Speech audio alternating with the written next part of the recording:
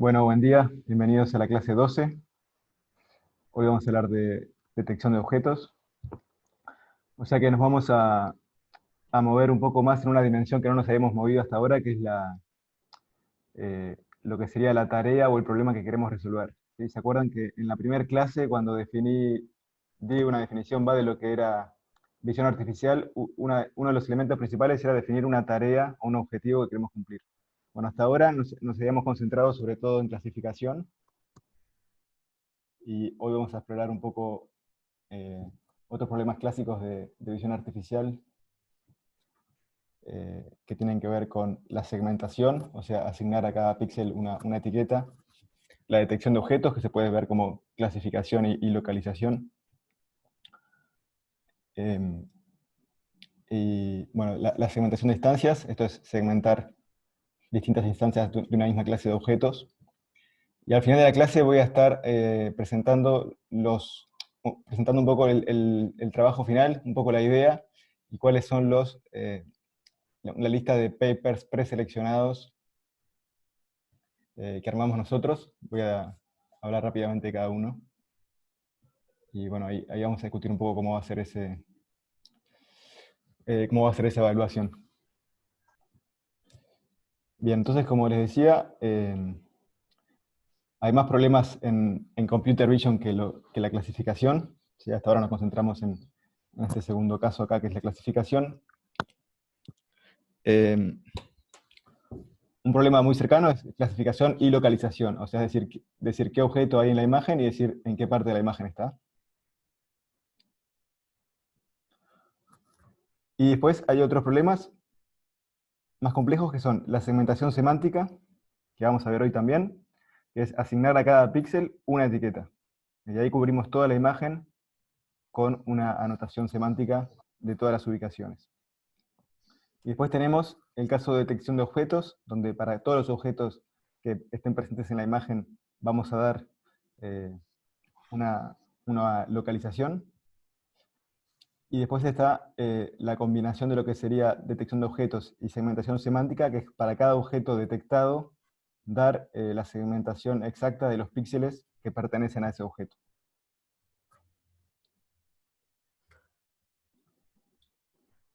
Bien, entonces, como decía, hasta ahora habíamos visto clasificación.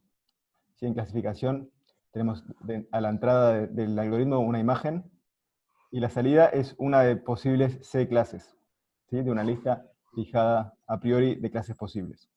Esto lo entrenábamos con la medida de desempeño de cross entropy, o sea, la entropía cruzada, que vendría a ser eh, la, la probabilidad o la log probabilidad de la clase correcta. Creemos que la probabilidad de la clase correcta sea lo más cercano a 1 posible.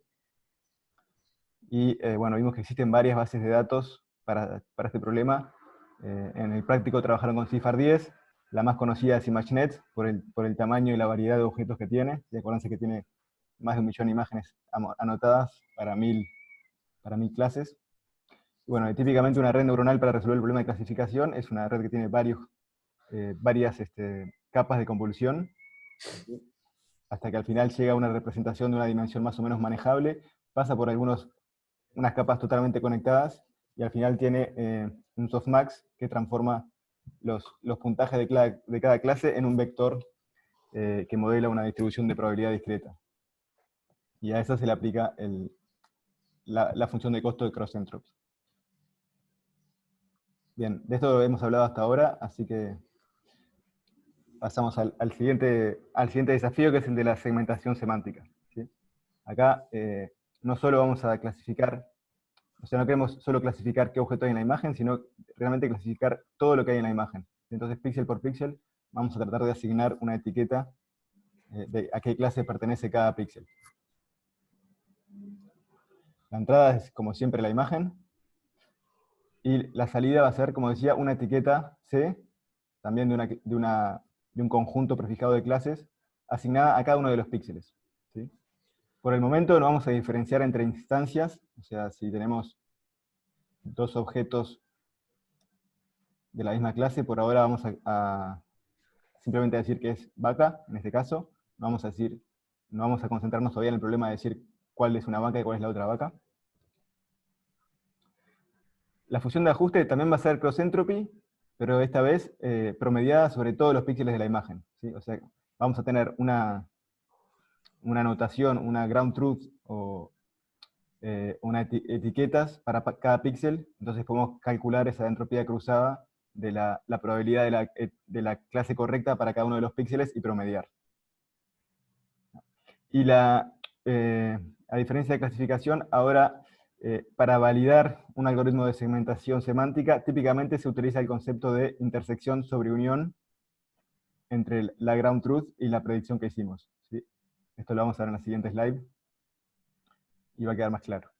Bueno, existen varias bases de datos para entrenar redes para este problema que tienen imágenes anotadas así, donde cada píxel tiene asignada una etiqueta semántica.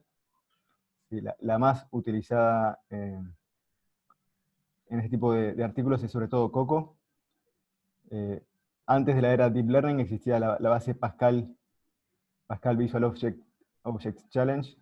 Esta quedó un poco en desuso porque quedó un poco chica y ya se llega a valores de performance muy altos, entonces ya prácticamente no se presentan resultados en esa base. Después hay una base muy interesante que proponen investigadores del MIT que se llama AD20K, que tiene 20.000 clases anotadas así densamente en cada imagen. Y bueno, existen otras más. Estas últimas tienen mucho que ver con lo que es autonomous driving, o sea, autos que se manejan solos. Ahí hay mucha investigación en visión artificial, obviamente. Ahí se trata de identificar todos los objetos que puede haber en una escena, ¿sí? Sobre todo si hay otros autos, peatones, bicicletas, lo que es calle, lo que es edificio, o sea, principalmente ahí el objetivo es ver por dónde sí puede ir el auto.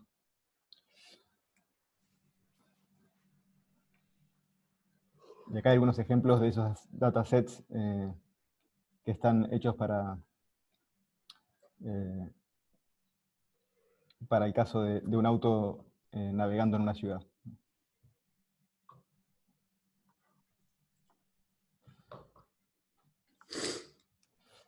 Bien, Coco es una base de datos muy utilizada, ¿sí? Contiene más de 200.000 imágenes anotadas y tiene varios tipos de anotación. En particular tiene los objetos para hacer detección de objetos y tiene la segmentación semántica. Bien, entonces la van a ver mucho por ahí si trabajan o sea, si se ponen a mirar papers de segmentación o detección de objetos. Es como la base utilizada hoy en día.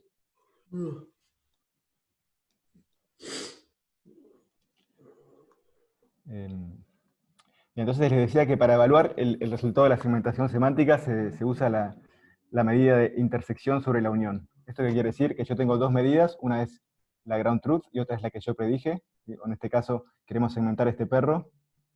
Esta es el ground truth, o sea, la verdadera máscara de dónde está el perro, en términos de píxeles. Y esto es lo que predijo el algoritmo. Bueno, entonces calculo primero la intersección entre los dos conjuntos, ¿sí? Entre las dos máscaras. Sumo la cantidad de píxeles que hay ahí, o sea, el área, y esto lo divido sobre el área de la unión de los dos conjuntos. Entonces, típicamente se considera que si este valor me da un 0,5 es algo decente. Entonces, en general lo que se considera el mínimo aceptable.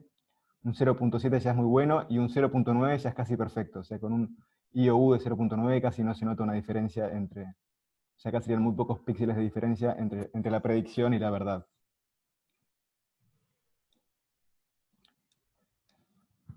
Bueno, entonces, ¿cómo podemos hacer segmentación semántica en imágenes con redes neuronales?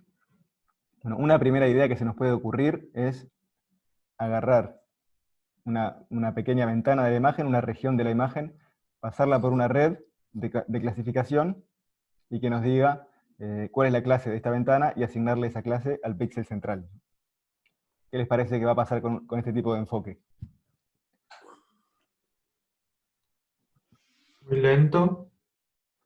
Sí, obviamente esto va a ser impracticable debido a la cantidad de veces que tengo que evaluar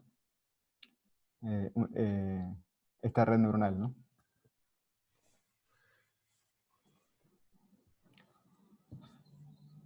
Entonces, la alternativa es utilizar una red totalmente totalmente convolucional, o sea, lo que se conoce en inglés como fully convolutional.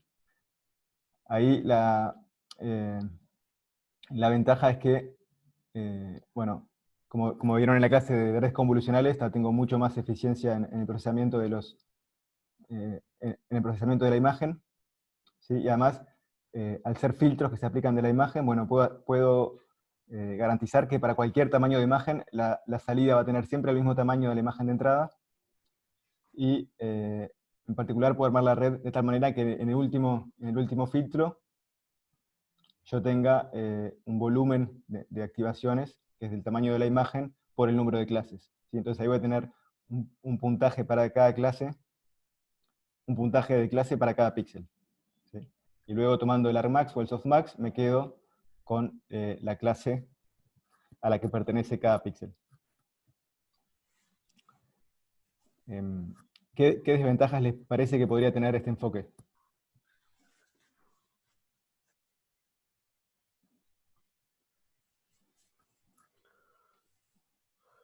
¿Qué pasa si la imagen es muy grande? Bueno, obviamente la cantidad de cuentas que tengo que hacer, por más que la red convolucional sea más eficiente, va a crecer con el tamaño de la imagen, ¿no? Y en particular, si mis capas intermedias tienen muchas activaciones, eh, voy a tener que hacer muchísimas cuentas para un tamaño de imagen dado. Entonces, incluso aprovechando la eficiencia de la convolución, esto me queda un proceso demasiado pesado para hacer en la práctica. Entonces, ahí la solución que entra es hacer una red que es totalmente convolucional, pero con etapas de downsampling y upsampling. O sea, etapas donde los feature maps o los mapas de activaciones los voy a ir reduciendo en resolución espacial, ¿sí? Para tener un volumen de activaciones que sea más manejable, y luego vamos a ir, de ese volumen de activaciones, vamos a ir calculando volumen de activaciones creciendo en el otro sentido hasta volver al tamaño de la imagen y ahí poder sacar un mapa de clases para cada píxel. Entonces la etapa de downsampling, ¿sí? Que sería, por ejemplo, pasar de un mapa de activaciones de tamaño W por H a un mapa de activaciones de tamaño W sobre 2 por H sobre 2. Esto ya lo vimos en la clase de redes convolucionales y tiene que ver típicamente con hacer un pooling, ¿sí? Sea max pooling o average pooling, o hacer convoluciones con stride mayor que 1, ¿no? De esa manera obteníamos un mapa de activaciones reducido en dimensión espacial. Ahora, ¿cómo se hace el proceso inverso? O sea, a partir de un mapa de activaciones chico, recuperar un mapa de activaciones de mayor resolución espacial, pero que además todo sea diferenciable para que yo pueda entrenar este modelo de punta a punta. Entonces, esto es lo que vamos a ver ahora. Una idea muy sencilla es considerar algo tipo vecinos más cercanos. ¿Sí? Yo quiero pasar de mi mapa de activaciones, que es 2x2, a un mapa de activaciones 4x4. ¿Sí? Recuerden que tengo que aumentar en resolución para volver a recuperar la resolución de la imagen. Otra solución sencilla, le llaman la cama de clavos, es bueno, poner en el nuevo feature map, poner el valor que estaba en un píxel del feature map más chico en uno de los píxeles del nuevo feature map y rellenar en la localidad con 0. ¿Sí? O sea, acá paso de 2x2 a 4x4, pongo estos valores en las esquinas superiores izquierdas y el resto lo relleno con ceros.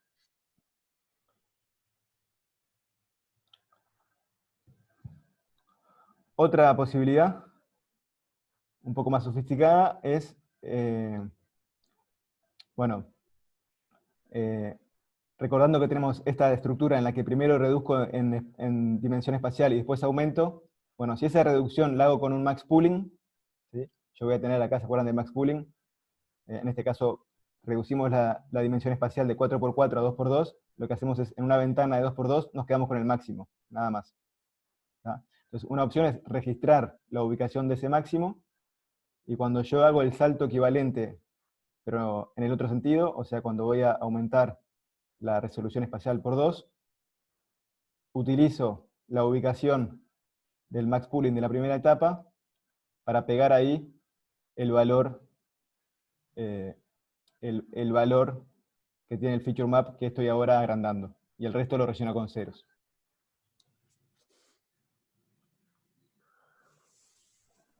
Bueno, de estas etapas de estas posibilidades que conversamos ahora, ninguna en realidad tiene parámetros a aprender. Si vamos a ver ahora un filtro de convolución o de up convolution, de convolución hacia arriba, que va a hacer crecer la dimensión espacial, pero además introducir parámetros aprendibles. José, una, Sí. una consulta. ¿No se utiliza interpolar o extrapolar, digamos, los valores? Sí, se puede utilizar también. Sí, sí, sí. Ah, Buen punto. Sí, gracias, Javier. Eso entraría dentro de lo que sería un filtro de upsampling, que es, vamos a ver como el caso más general de eso, pero sí, es válido. dale, dale. Eh, bueno, para empezar, empezamos recordando la convolución estándar. ¿Sí? ¿Se acuerdan que teníamos un filtro 3x3, por ejemplo? Lo pasábamos por la imagen, calculábamos el producto interno y nos daba un valor. ¿Sí? Entonces, la convolución típica 3x3 con stride de 1 y padding de 1, eso quiere decir que relleno los bordes de las imágenes con un 0. Bueno, voy repitiendo este proceso y llenando así el mapa de activaciones de la salida.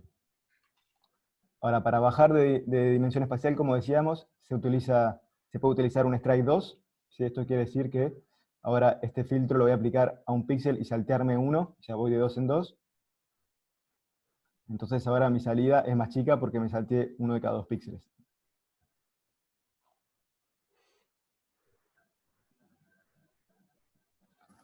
Entonces, imaginemos una operación similar, pero a la inversa. ¿Sí? Tengo mi entrada 2x2, quiero agrandar mi feature map, o sea, obtener un feature map 4x4, y le quiero aplicar un filtro aprendido también 3x3. Una forma de hacer esto es, bueno, considerar la salida que quiero armar, que va a ser 4x4, y empezar tomando el primer valor de este feature map, multiplicarlo por todos los valores del filtro, ¿sí? Me queda este nuevo patch, y lo voy a pegar acá en la salida. ¿Se entiende? O sea, lo que hace esto es replicar el filtro multiplicado por el valor que está acá. Salto 2 píxeles y hago lo mismo para el segundo valor. Y acá los píxeles que están en la intersección suman sus valores. Bien, hago lo mismo para C y para D. ¿Sí? Entonces, esta es una forma sencilla de tener un filtro con pesos aprendibles, ¿tá? Para hacer esa convolución hacia arriba, o ese upsampling. ¿Tá? En la práctica hay una cosa a tener en cuenta, esto se usa mucho también en redes generativas tipo GANs. Una cosa a tener en cuenta que no es menor es en la zona donde se suman, donde hay superposición y se suman, eso puede causar a veces artefactos eh, tipo grilla. Esto es un detalle, una sutileza, ¿no? Pero si trabajan en este tipo de cosas, van a ver que a veces los generadores de las GANs generan este tipo de artefactos. Bueno, una, una explicación viene de acá, que se superponen, se suman acá y hay elementos que tienen doble contribución. Bueno, ese habría que compensarlo. Pero bueno, eso es un detalle menor para quien esté en esa área específica. Bien, este filtro de upsampling tiene otros nombres. Se pueden ver por ahí. De convolución, es un nombre que está eh, bastante lejos de lo que es una deconvolución, ¿verdad? O sea que no se recomienda su uso. Up convolution. Eh, fractional Strided convolution es porque de alguna forma otra forma de verlo es como hacer una convolución de este feature map 2x2 con un stride de 0,5, por ejemplo. ¿Sí? En ese caso, tendría el resultado de aplicar el filtro una vez en A, otra vez a mitad de camino entre A y B, otra vez en B, otra vez medio píxel a la derecha de B, etc. También se llama backward stride convolution. Eso tiene que ver con que es equivalente al paso hacia atrás. Si piensan en el paso hacia atrás de una capa de convolución con stride 2, bueno, ese gradiente que se propaga hacia atrás, ¿sí? Que va a salir de un feature map más chico a un feature map más grande, hace algo equivalente a esto.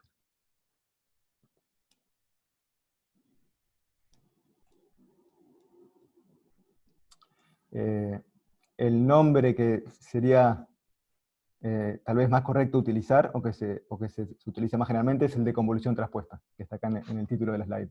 Vamos a ver de dónde viene ese nombre de convolución traspuesta.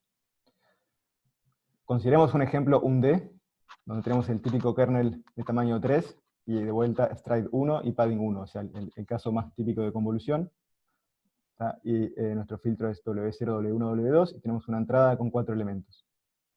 Entonces la convolución de W y X la podemos escribir como el producto de una matriz W grande por X. ¿Sí? Acá estamos hablando siempre de convolución digamos, en lo que se entiende como convolución en redes neuronales. No es la misma convolución que se usa en señales y sistemas, por ejemplo, o sea, la convolución formal, que sería habría que invertir uno de los vectores. Pero bueno, en definitiva, salvando esa pequeña diferencia en nomenclatura, la convolución de una señal, un D, con un filtro un D, la puedo escribir como este producto matriz vector, donde en la matriz W voy a guardar en cada fila los valores del filtro, y cada vez me corro un elemento a la derecha. Entonces la salida de este producto me va a dar lo mismo que aplicar la convolución entre el filtro W y X. ¿Se entiende? El padding de 1 se ve acá, en los ceros que se agregan. Entonces al agregar un padding de 1, como veían en la clase de redes de convolución, tengo a la salida el mismo tamaño de señal que a la entrada.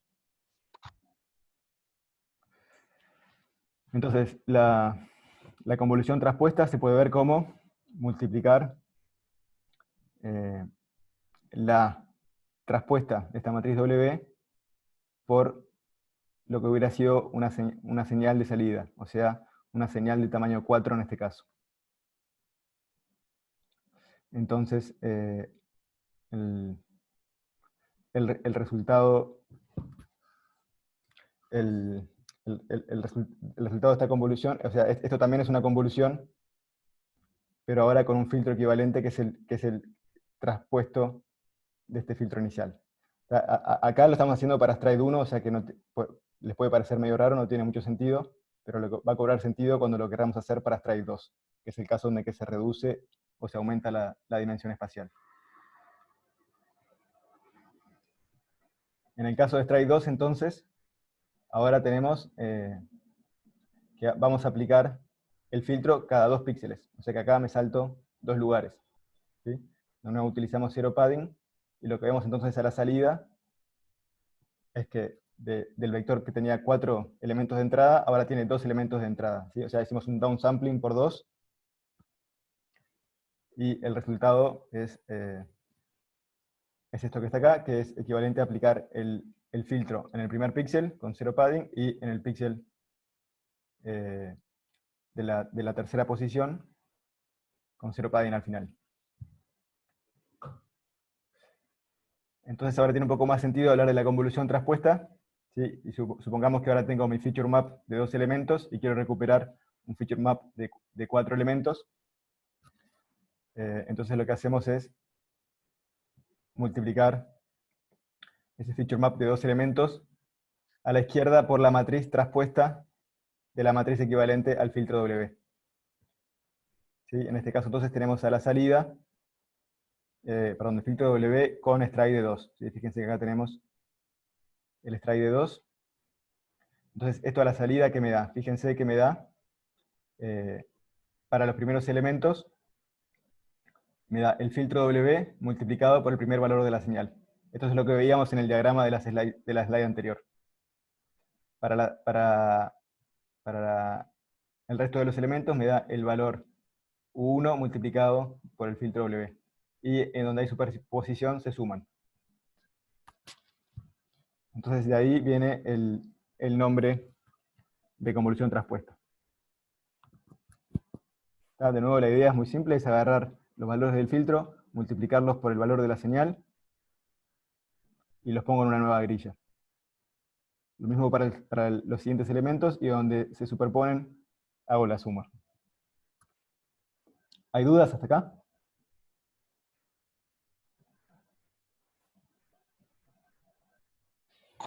Bien, entonces con esta herramienta, ahora podemos aprender esta red neuronal, ¿sí? Que es enteramente convolucional, y logramos reducir entonces el número de cuentas que tenemos que hacer, porque reducimos la dimensión espacial de los mapas de activación.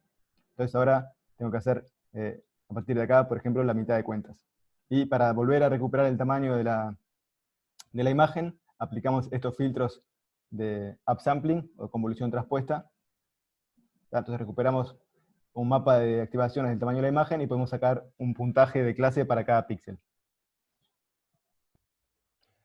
Sí, Eh, una, sí, una pregunta. El proceso este de hacer el downsampling y el upsampling, por lo que describiste, uno podría pensar que los coeficientes de la convolución deberían estar relacionados, ¿no? Uno es como una especie de la inversa del otro. eh, Sin embargo, vos aprendés los dos conjuntos por separado, digamos, o mejor dicho, dejás que aprenda esos dos conjuntos. sí. ¿Tenés idea si hay algún trabajo de usar la inversión directa de uno digamos, de los coeficientes aprendidos en el downsampling para el upsampling? Sí, puede ser que haya. Me acuerdo haber visto esto bueno, es un poco la misma arquitectura que se usa en un autoencoder, ¿no? Donde uno quiere aprender una representación compacta de su imagen de entrada. Entonces lo que hace es, trata de predecir a la salida la misma imagen de entrada. Entonces, he visto en ese tipo de trabajos gente que ha probado usar los mismos valores, o sea, una red totalmente simétrica, que utiliza los mismos valores a la izquierda y a la derecha del cuello de botella, eh, pero no es lo que se usa en general. No me acuerdo bien qué da si usas eso, pero en general no o sea, se liberan, se liberan los dos lados, y, y aprende cosas diferentes, ¿sí? Ujú. Acá lo que hay que ver es como que la primera etapa está haciendo una especie de análisis de la señal, está reduciendo la información semántica de la señal en una representación más compacta, y la segunda etapa está haciendo una especie de síntesis, está a partir de esa representación más fundamental del contenido semántico de la imagen, sintetizar lo que serían los puntajes de cada uno de los píxeles. Lo que sí es, en general, es simétrico, es la cantidad de mapas de activación que hay de un lado y del otro. Ujú. Y lo otro que se hace normalmente es, cuando se baja en resolución espacial, se tiende a aumentar en resolución eh, en términos de canales o de feature maps, ¿no? O sea, estos mapas de activación tienden a ser más profundos cuando bajo la resolución espacial. O sea, típicamente la profundidad de este mapa en el medio va a ser mucho más alta que este de acá, ¿sí? Esto me permite también no apretar demasiado ese cuello de botella, y todavía tener ganancia en términos de eficiencia. Entonces, bueno, esto es un poco simplemente la idea que hay detrás de los algoritmos de segmentación semántica. Entonces ahora, a partir de una de esas bases de datos que mencionamos, entrenamos esta red punto a punta para que nos prediga la clase de cada uno de los píxeles. Si, ¿tiene alguna duda de segmentación semántica hasta acá? ¿Quedó claro? Sí. Bien, gracias. Entonces pasamos al siguiente problema, que es clasificar y localizar. Y ahora, además de decir qué objeto hay en la imagen, queremos decir dónde se encuentra, ¿sí? Y dar lo que se llama un bounding box, o un rectángulo, una ventana que marque la ubicación de ese objeto. Ahora la entrada, como siempre, es la imagen, y la salida tiene dos elementos. Una es la etiqueta de la clase, ¿sí? De nuevo es una clase de C clases posibles. Y la segunda, el segundo elemento de la salida es la ubicación del bounding box, ¿sí? O esta ventana rectangular que me dice en coordenadas de la imagen dónde se encuentra el objeto. Entonces, ¿qué medidas de desempeño o función de costo o ajuste vamos a usar? Por un lado, la entropía cruzada para la clasificación, y por otro lado, asumiendo que tenemos, además de la información de la clase correcta, la información de la ubicación del objeto, vamos a aprender tipo de regresión, porque esto es un valor escalar continuo, lo podemos ver como un valor escalar continuo. Entonces podemos aprender a predecir directamente estos 4 valores que determinan ese rectángulo. O también podríamos penalizar la intersección sobre la unión. Pero bien, típicamente se usa sobre todo la regresión en norma 1, norma 2, de las coordenadas del rectángulo. Entonces, una forma que podríamos hacer esto es agarrar la imagen, pasarla por una red neuronal, ¿sí? Y al final, a partir de una representación de la imagen en una de las últimas capas totalmente conectadas, imagínense que tenemos una representación de tamaño 4096, bueno, dejo dos capas totalmente conectadas al final, una para predecir el score de la clase. Por ejemplo, si tuviera 1000 clases, pasaría de 4096 a 1000 valores, y otra para predecir la ubicación del objeto. Ahí pasaría de 4096 a 4 coordenadas. ¿Sí? O sea, básicamente tenemos al final de la red dos cabezas, una hace clasificación y otra hace regresión de la posición de la ventana. La de clasificación, como decíamos, lo hacíamos con entropía cruzada, a veces se denomina softmax loss a la combinación de softmax y entropía cruzada, y las coordenadas las penalizamos con la distancia euclidia entre los valores predecidos y los valores correctos. En el caso que tenemos dos losses, obviamente para hacer backpropagation necesitamos un solo escalar. Bueno, la solución más simple es simplemente sumarlas.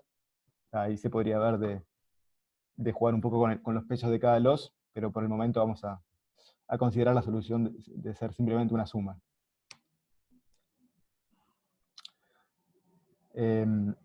Bien, acá lo típico es utilizar para este problema una red preentrenada en clasificación. Típicamente vamos a usar siempre redes preentrenadas en ImageNet, ¿sí? ¿Se acuerdan que yo les dije en la primera clase la importancia que tenía ImageNet? No solo por haber sido un benchmark que permitió la reproducibilidad de los experimentos en clasificación y detección, y eso permite avanzar más el área, también porque es una forma de tener un modelo ya preentrenado que tiene muchísima información, o está muy bien adaptado a lo que es información visual y perceptual, ¿no? O sea, al haber sido entrenado en tantos millones de imágenes para tantas clases, obviamente este modelo va a tener, ¿cómo decirlo? Va a tener nociones de dónde buscar la información visual súper poderosas. Y entonces, en la clase de hoy vamos a ver que muchas veces utilizamos redes neuronales que están preentrenadas en ImageNet para este tipo de tareas. Si bien el preentrenamiento es solo para clasificación, esto igual resulta muy útil. En la misma idea se podría aplicar para hacer detección de poses, ¿sí? Fíjense que ahora, en vez de querer hacer una regresión de los 4 puntos del bounding box, yo quisiera tal vez hacer una regresión de todos los elementos, de todas las articulaciones de una persona en una imagen, ¿sí? Entonces, típicamente esto se representa, la pose de una persona se representa como un vector, un conjunto de 14 o 17 o más posiciones. Eso depende un poco del método, van a ver números de ese orden. Entonces la idea es la misma, a partir de paso la imagen por la red neuronal preentrenada en ImageNet, y a partir de la última representación trato de hacer una regresión para cada una de las articulaciones. y luego la función de costo que utilizo es la suma de la función de costo de regresión para cada una de esas articulaciones, ¿sí? Para esto se necesita obviamente tener una base de datos donde tenga anotada la posición de cada una de las articulaciones de la persona en la imagen. Esto en la base Coco, y en otras bases está. Bueno, este es uno de los primeros artículos que proponía este tipo de enfoque usando redes neuronales. Bien, pasamos al siguiente problema, que es el de detección de objetos, que acá es como la parte fuerte del menú, y es uno de los problemas más generales y más clásicos de visión artificial, ¿no? Detectar todos los objetos que hay en una imagen y ubicarlos. Bien, ¿qué pasaría en este caso? O sea, a diferencia de clasificación y localización, ahora tenemos potencialmente más de un objeto en la imagen, ¿sí? Entonces, eh, podemos igual usar el método de tratar de hacer una regresión a las coordenadas de la ventana del objeto. ¿Qué les parece? No, porque vas a tener solo un bounding box. Sí, la complicación viene por ese lado. O sea, ahora la cantidad de bounding box que tengo que predecir depende de la cantidad de objetos que hay en la imagen. O sea, es dependiente del contenido de la imagen. ¿Sí? Entonces, el número de salidas que preciso depende, en este caso, del contenido de la imagen. Entonces vamos a empezar a explorar y discutir algunos enfoques que tratan de solucionar este problema, ¿sí? Entonces, empezando como siempre de lo más básico, una idea sería de vuelta hacer un enfoque tipo ventana deslizante, ¿sí? Ir pasando una ventana por la red, aplicar la red a cada uno de los recortes y clasificar cada uno de esas regiones rectangulares entre alguno de los objetos en las clases que tengo disponible o como fondo. Estoy suponiendo acá que tengo dos clases, perro y gato, o fondo, debería ser una clasificación entre tres clases, y bueno, y lo haríamos eso para acá, deslizando esa ventana en distintas posiciones de la imagen. Obviamente, esto va a ser totalmente impracticable, ya que tengo que pasear por toda la imagen, o sea, no sé a priori dónde están los objetos, y además tampoco sé qué forma van a tener, ni qué escala.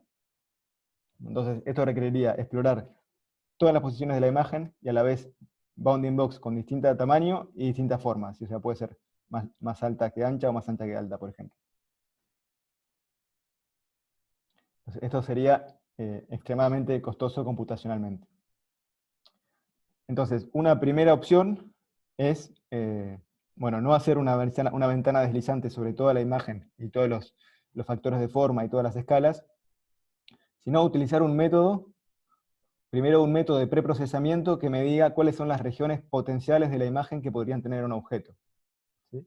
Y esta es la idea central en detección de objetos, y tiene que ver con el concepto este de region proposals, o propuestas, o regiones propuestas, o más bien regiones candidatas.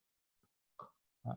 Entonces, una idea que se utilizó inicialmente es aplicar este algoritmo que se llama Selective Search, que lo que nos da es rápidamente, en algunos segundos, un montón de regiones candidatas, típicamente del orden de 1000 o 2000. ¿Sí? Este algoritmo se basaba en un algoritmo anterior de segmentación de imágenes, ¿sí? Que anda súper rápido, y que lo que nos da es, en la imagen nos agrupa los píxeles que se ven similares, según cierto criterio que puede ser el color, o la textura, o alguna descripción. Pero bueno, tenemos un algoritmo que agrupa regiones de píxeles que son similares, y a partir de esas regiones construimos un bounding box rectangular que abarca esa región, y esto nos da entonces propuestas de posibles objetos. ¿sí? Además, ese algoritmo de segmentación tiene un parámetro que controla el tamaño de las regiones, o sea, cuántos píxeles agrupa en cada una de esas regiones. Entonces, puedo controlar esa granularidad entre regiones más chicas o regiones más grandes, y bueno, y combinando distintos valores de ese parámetro, obtengo distintas propuestas de regiones más chicas o más grandes. ¿Sí? Al final combinamos todas y pasamos cada una de esas regiones por el clasificador. Entonces, esa es un poco la idea que hay detrás de uno de los primeros métodos que hacen de detección de objetos con redes neuronales convolucionales, que se llama RCNN, o sea, de Region Convolutional Neural Network.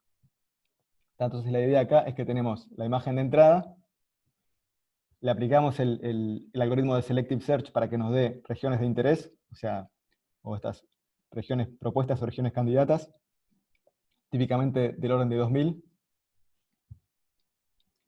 A cada una de esas regiones, digamos que las recortamos de la imagen y les hacemos un warping del tamaño, o sea,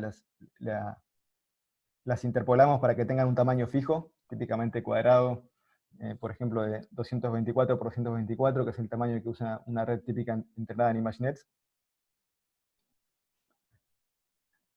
O sea, esto es como sacar una subimagen, ¿sí? Y estirar la imagen o apretarla para que tenga ese tamaño cuadrado, la paso por una red típicamente preentrenada en ImageNet y le pido que me clasifique cada una de esas subimágenes, ¿no? Lo que hacían en este artículo, o sea, no usaban directamente la clasificación de la red, sino que usaban la representación, el vector de features de la última capa de la red, y a esto le aplicaban una SVM. Al mismo tiempo, trataban de predecir un valor de bounding box que lo que busca hacer es refinar la propuesta inicial de la región, ¿sí? O sea, yo tenía una región que venía del algoritmo de Selective Search, que estaba basado simplemente en una segmentación media bruta de la imagen. Bueno, lo trato de clasificar, que me diga si hay un objeto ahí o no, y además que me refina, que me ajuste un poco esa región que venía del Selective Search.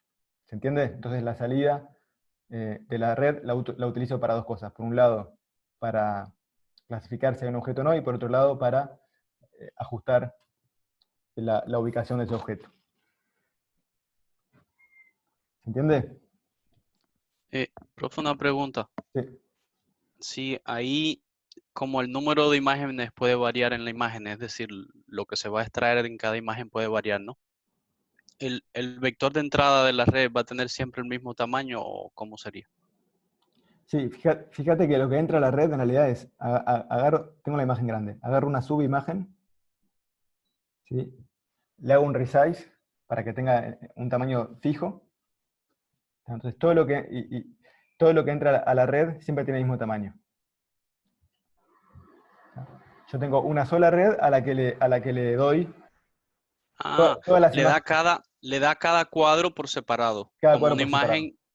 Claro. Ah, ya, perfecto. O sea, sí. Es como que si yo de una sola imagen sacara 2000 imágenes, y esas 2000 imágenes las paso por una red. Sí, yo pensaba que era como que, no sé, concatenaba todas las imágenes que extraía y las pasaba, no sé. Claro, Pero es una a no. una. Es una a una. Entonces, este es el primer enfoque, ¿no? Obviamente ya estamos viendo las limitaciones y luego vamos a ver qué se propone para mejorarlo. Entonces, si la idea es, tengo la imagen, perdón, voy de nuevo. Etapa 1 es entrenar o preentrenar una red típicamente en ImageNet. Por ejemplo, AlexNet, una de las arquitecturas que vieron en la clase pasada. Entreno esa red para que clasifique objetos en imágenes. Simple. Después, bueno, suponiendo que mi problema de detección de objetos tiene 20 clases, voy a tirar esta última capa de la red que clasificaba en las 1000 imágenes, en las 1000 clases de ImageNet, y la voy a reemplazar por una capa que clasifica solamente en 21 clases, que son las 20 clases de objetos que estoy considerando, más una clase para el fondo.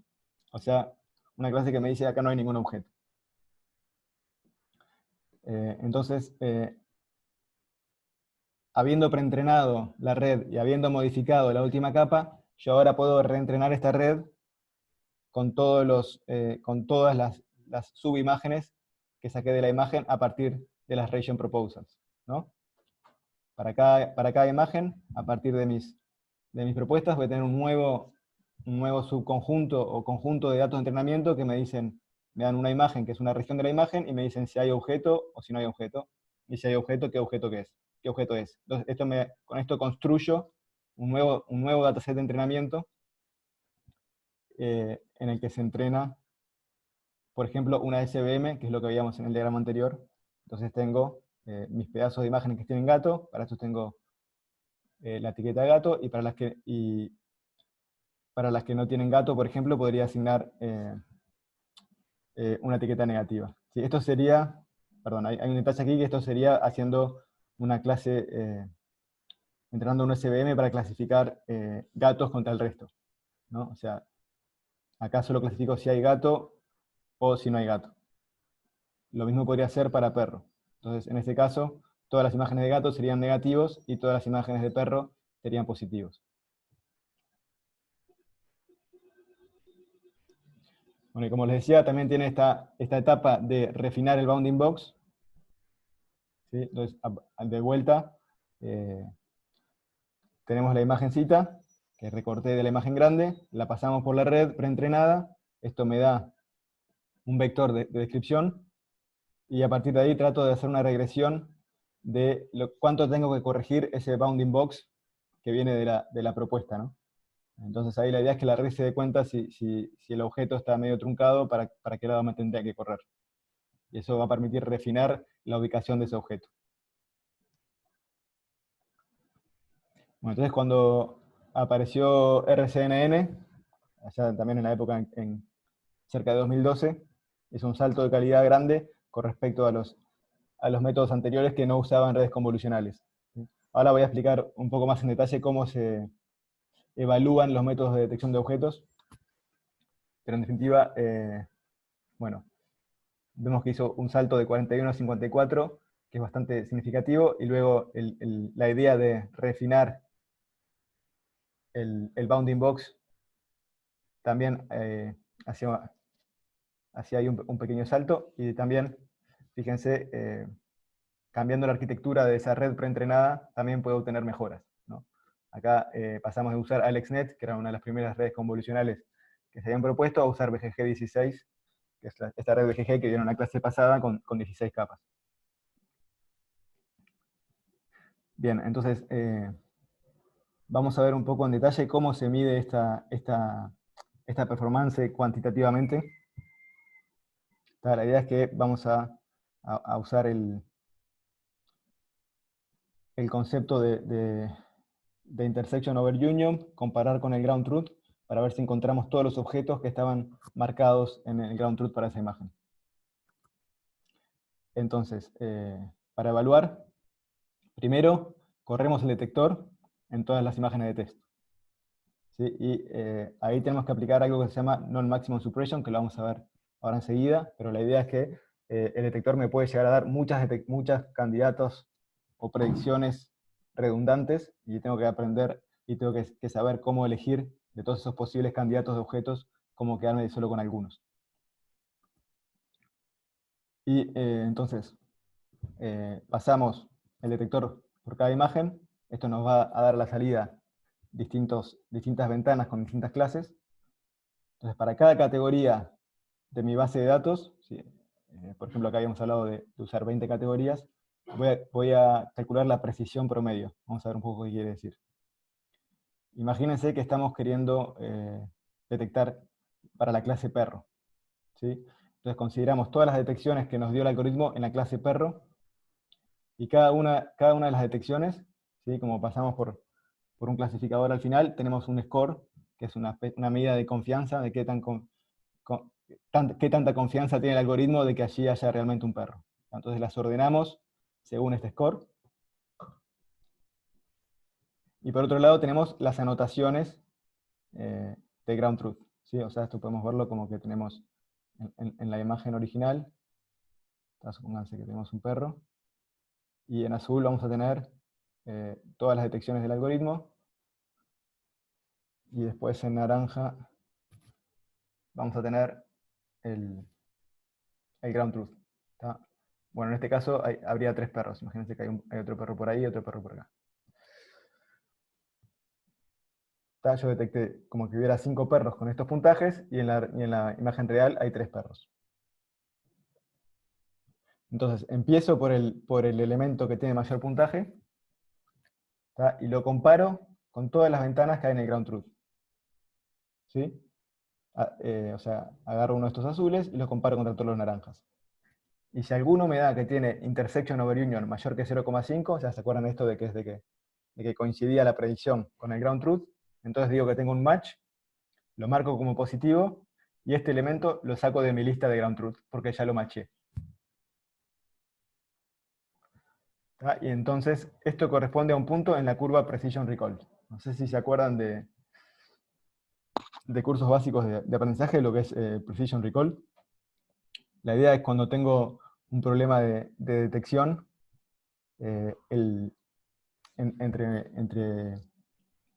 considero 2 clases, ¿sí? La clase positiva, es decir que está el objeto, o la clase negativa, es decir que no está en objeto.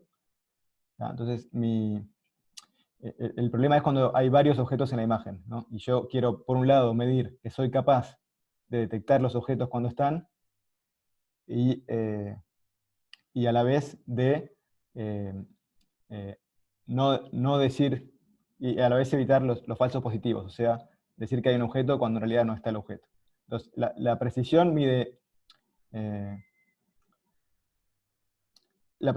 lo segundo, o sea, de los objetos que detecté como positivos, cuántos realmente son positivos, y el recall mide de todos los objetos positivos que hay en la imagen, cuántos de esos yo sí detecté. Esto siempre da lugar a entreveros, así que si no queda claro de una, lo pueden repasar, es simple, pero puede dar lugar a confusiones. Pero en este caso, por ejemplo, si nos quedamos con el resultado del algoritmo hasta aquí, la precisión es de 1, porque yo dije que este era un positivo y efectivamente era un positivo, pero el recall es muy malo, porque me perdí, o sea, no clasifiqué bien los otros dos. ¿Tá? Fíjense que en un caso, por ejemplo, de un algoritmo para autos autónomos, podría ser bastante grave si tuviera, no sé, 2 autos que vienen por el costado y no lo logré detectar. Entonces el recall es tan importante como la precisión. Pues típicamente hacemos una gráfica de precisión versus recall. Entonces, si me quedo con el resultado del algoritmo hasta acá, o sea, esto sería equivalente a poner un umbral sobre el score por encima de 0,95, entonces ahí tengo un algoritmo que se ubica en este punto, en el espacio de precisión versus recall. ¿Sí? Que así que tiene precisión de 1, o sea, efectivamente este era un positivo, pero tiene un mal recall porque se salteó los otros dos perros en la imagen. Entonces sigo adelante, o sea, como si fuera corriendo ese umbral, y ahora, para mi segunda predicción de perro, resulta que machea porque tiene una intersección suficiente con uno de los ground truths, entonces mi precisión sigue siendo de 1, o sea, le vengo invocando siempre a que cuando digo que es perro, pero mi recall todavía es malo porque hay un perro que no lo detecté. Entonces, esto es otro punto en la curva Precision Recall. Ahora, supongamos que mi tercera predicción era un falso positivo. O sea, yo tenía una predicción de perro con 0,9, pero no había ningún perro en el ground truth que coincidiera con ese bounding box.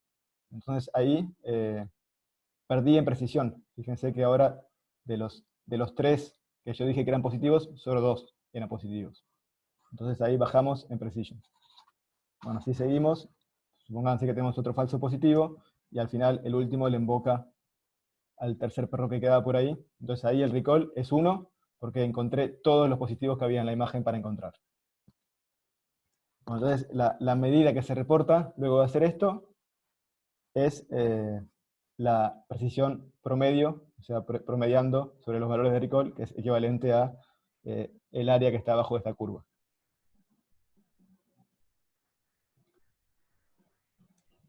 Y luego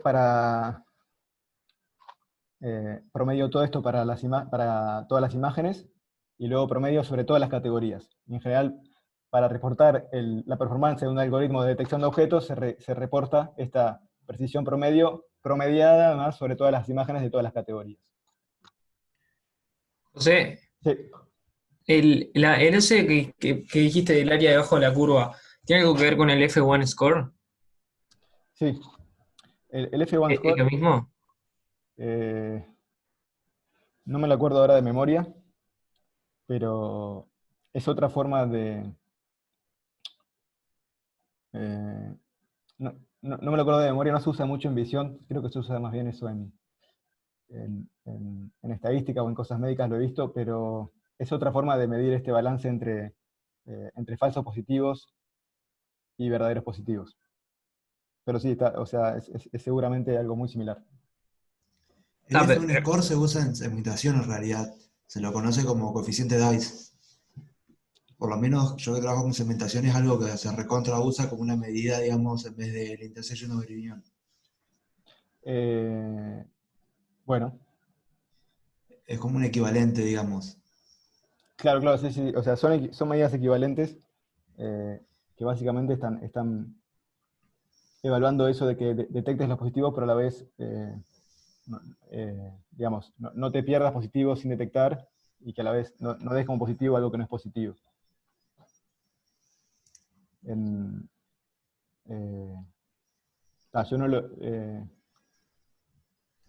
es Claro, porque en exactamente mi área. segmentación las medidas que se utilizan pueden ser o el coeficiente DICE o Jacquard.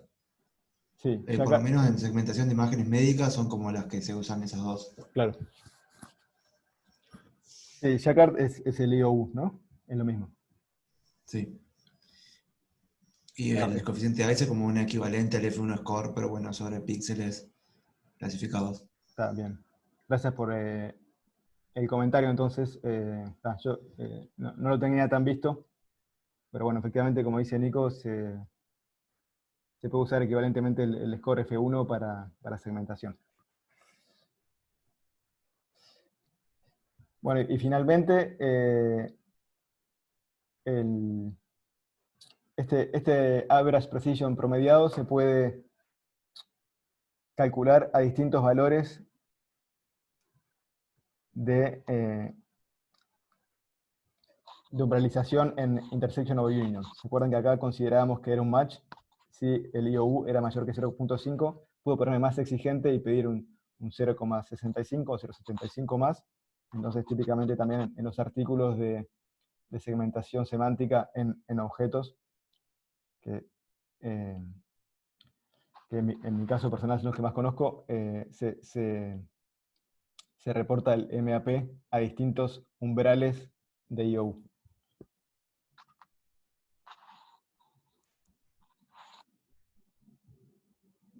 ¿Quedó claro este proceso de evaluación?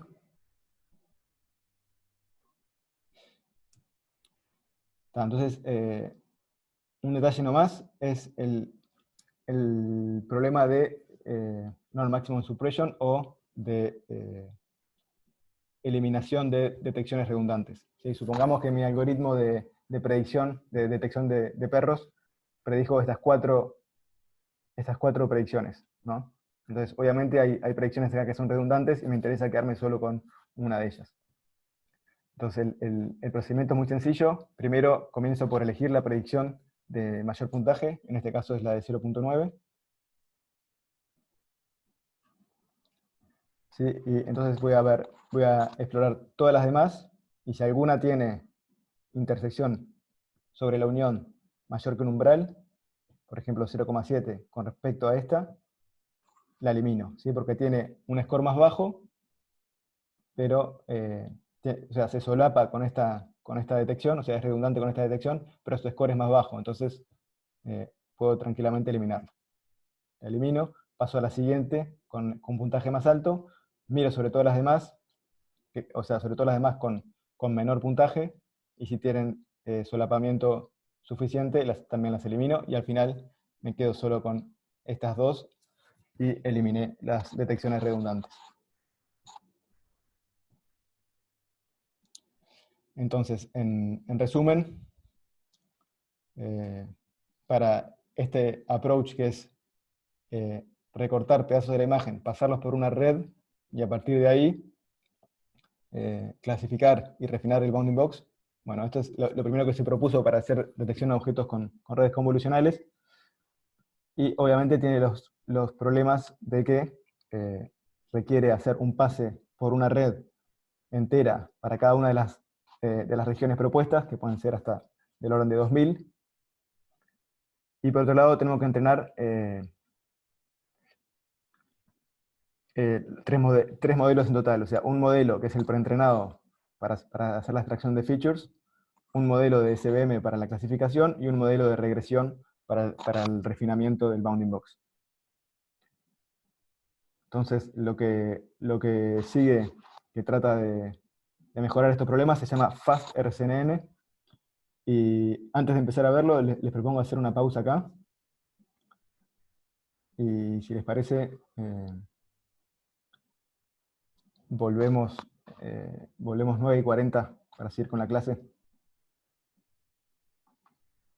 Yo tengo que son las 9:36, o sea, unos 4 minutos. Perfecto. Igual si tienen si alguien quiere hacer alguna duda de RCNN hasta acá. Yo tengo una pregunta. Sí. ¿Una intuición de por qué usa CVM como clasificador? Bueno, tal vez porque en la época era lo que era el clasificador o sea, ese clasificador lineal eh, por defecto, ¿no?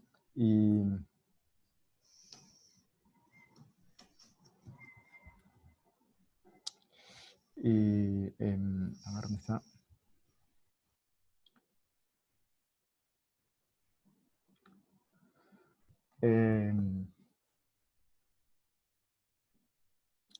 No se me ocurre mejor respuesta que eso, o sea, vos tenés un vector que es una clasificación binaria, SVM parece un clasificador típico. No sé Claro, si... era porque el estándar en esa época, supongo. Ahora como que cambió mucho en 5 años. Sí, bueno, los modelos que vamos a ver a continuación usan directamente la red neuronal para hacer la clasificación, pero digamos, si tenés eh, digo, incluso hoy en día, si tuvieras un problema de clasificación siempre entre dos clases y sabés que, o sea, ya tenés un vector descriptor que ya pasó por una etapa de extracción de features y es probable que esa clasificación sea lineal, o sea, igual es razonable usar una SVM en ese caso.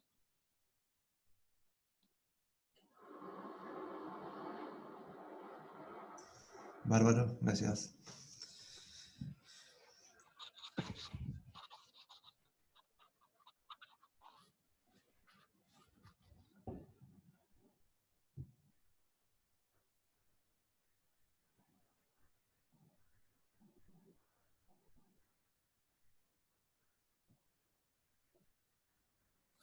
Supongo también hay un tema de eficiencia, ¿no? O sea, ya habías pasado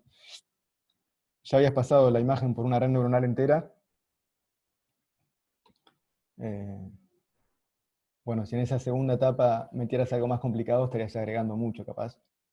Y los autores se decidieron por algo más sencillo como un clasificador lineal.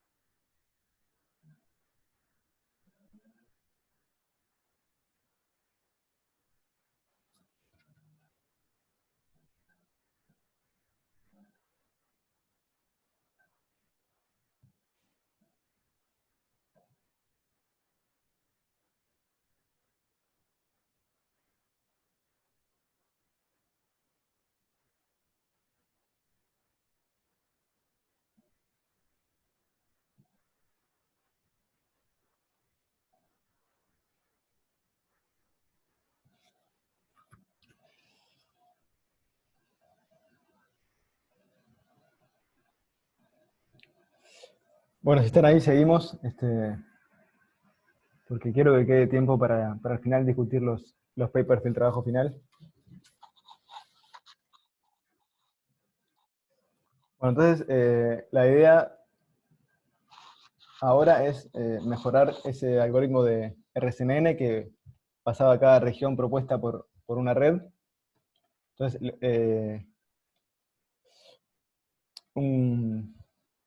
el mismo grupo un grupo con bastante intersección de autores proponen FastRCNN, que es una versión mejorada de la idea de RCNN.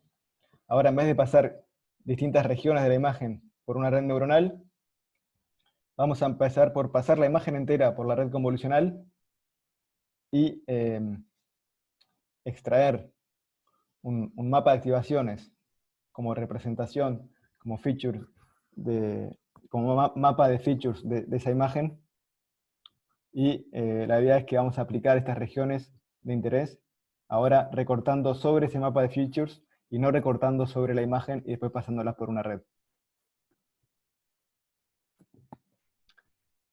Sí, entonces ahora podemos verlo como que tenemos el típico mapa de activación que tiene cierto tamaño espacial por cierto número de canales, o sea, es como un volumen, y ese volumen vamos a recortar y extraer subvolúmenes correspondientes a las propuestas del algoritmo, por ejemplo, de Selective Search, que me daba 2000 propuestas de objeto para la imagen.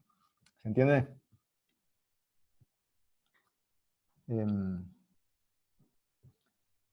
Fíjense que cuando yo utilizo una red convolucional sobre una imagen que me da un mapa de activaciones, en general yo conozco o puedo determinar fácilmente la correspondencia entre una ubicación en la imagen y una ubicación en ese mapa de activaciones.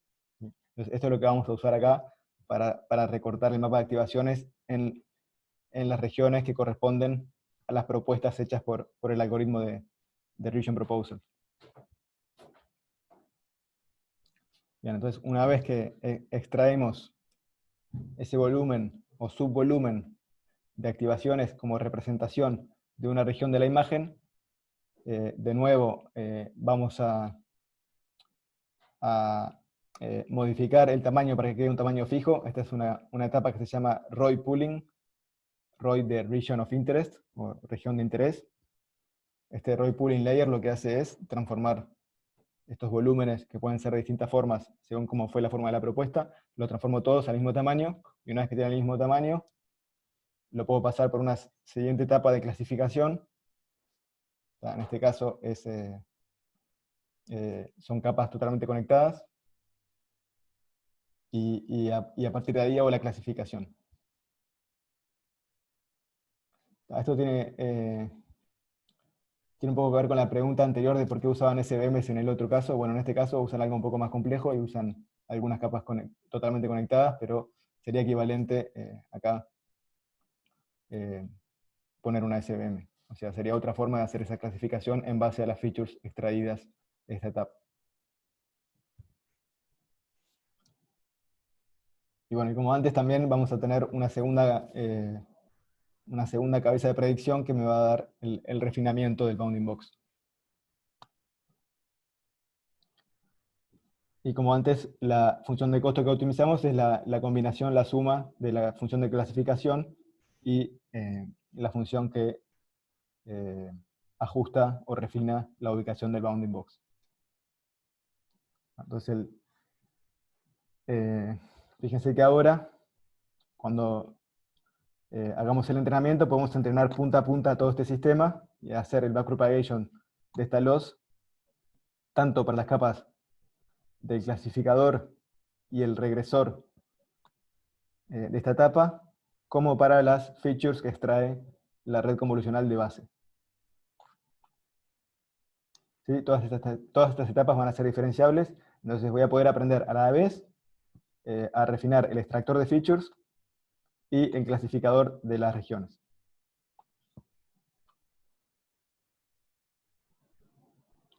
Vamos a ver en detalle esta etapa de ROI Pooling, donde ponemos todos los subvolúmenes de activaciones al mismo tamaño. La idea es que yo tengo la imagen, como les decía, las paso por la red convolucional, y esto me da un volumen de activación, o un mapa de activación, que tiene cierto tamaño espacial y cierta profundidad. ¿Sí? Tengo tantos canales y tengo cierto ancho y cierto alto. Fíjense que una región de la imagen, como les decía recién, yo puedo encontrar la correspondencia en este feature map, la correspondencia espacial entre esta región de la imagen y esta región del feature map. ¿Sí? Esto lo podemos ver voy a utilizar este diagrama que hemos usado antes para la segmentación. Perdón si los mareo, pero acá. Yo tengo mi imagen de entrada y mis feature maps van siendo reducidos en tamaño espacial, ¿no? Entonces, si yo quiero, por ejemplo, ver qué parte de este feature map corresponde a la región acá de Cavanny, bueno, es fácil, porque acá lo único que hice fue hacer subsampling por 2. Es fácil identificar acá cuál es la región de este volumen que corresponde a esta zona de la imagen. ¿Se entiende? Esa es un poco la idea.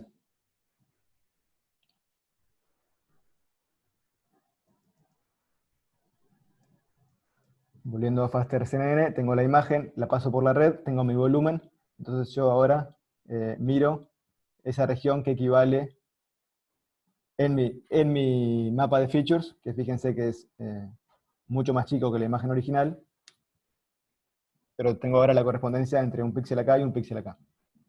Entonces sé que la representación que obtuvo la red convolucional de esta zona de la imagen se encuentra en este subvolumen. ¿Sí?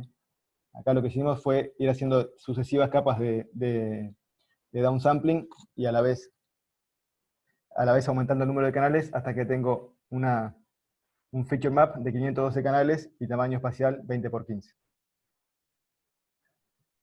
Bien, ahora el problema es que como tuve varias etapas de downsampling, puede ser que estos píxeles no se correspondan a la grilla del feature map. Entonces ahí una primera etapa es encontrar los puntos de la grilla que están más cercanos, o sea, esto que le llaman snap, hacer el snap a la grilla regular del feature map. Y una vez que tengo identificada la región en el feature map, ¿se acuerdan que tenemos que transformarla en una región que tenga un volumen fijo? Entonces lo que se proponía en este trabajo era dividirla más o menos en 4 regiones más o menos iguales, y en cada una de esas subregiones aplicar max pooling. ¿Sí? Entonces, de esta región que tenía tamaño 4 por 5, la divido en estos 2 cuadrados de 2 por 2 y 2 cuadrados de 3 por 2, aplico max pooling y me quedo con una región que tiene 2 por 2 y la profundidad es la misma, es 512. ¿Sí? Entonces ahora todas las regiones de la imagen, de esta forma las convierto en un volumen de activaciones que tiene tamaño fijo, por ejemplo 512 por 2 por 2. O en práctica algo más grande, ¿no? 512 por 7 por 7, por ejemplo. Entonces ahora tengo un descriptor para mi región y todos los descriptores tienen el mismo tamaño. Y esto es lo que voy a usar, esto se lo voy a dar a un clasificador para que me clasifique esta región entre si es un objeto o si es fondo, y también para la etapa de refinamiento del bounding box. ¿Se entiende?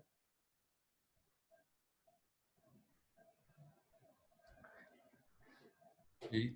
Bien, obviamente acá cuando hicimos ese snap, ese ajuste a la grilla, y vamos a perder un poco en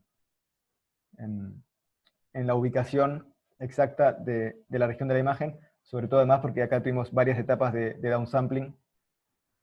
Acá pasamos, por ejemplo, de 640 por 480 a 20 por 15, entonces obviamente aquí en este downsampling puedo estar perdiendo mucha precisión en cuanto a la ubicación exacta del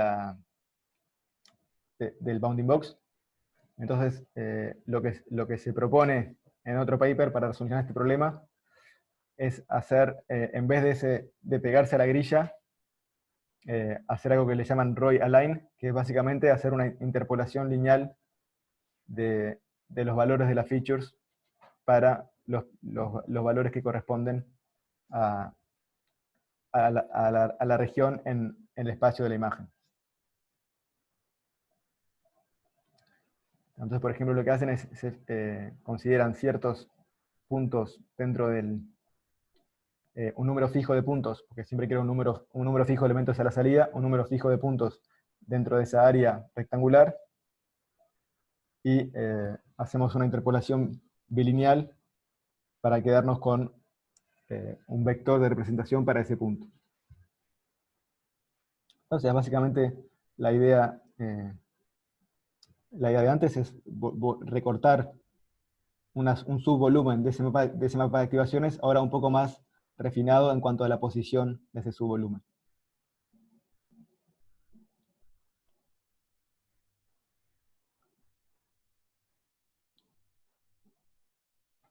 Bien, y también podemos hacer max pooling sobre esta operación, si quisiéramos.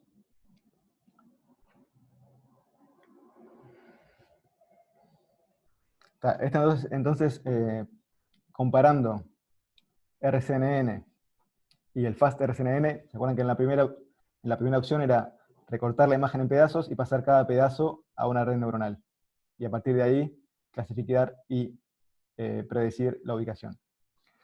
En el caso de fast RCNN, primero paso toda la imagen entera por una sola red neuronal, o sea, tengo una sola pasada por la red neuronal entera, y luego utilizo las propuestas de regiones para extraer subvolúmenes del mapa de activación que me da la red convolucional. ¿Sí? O sea, acá tengo, bueno, acá voy a tener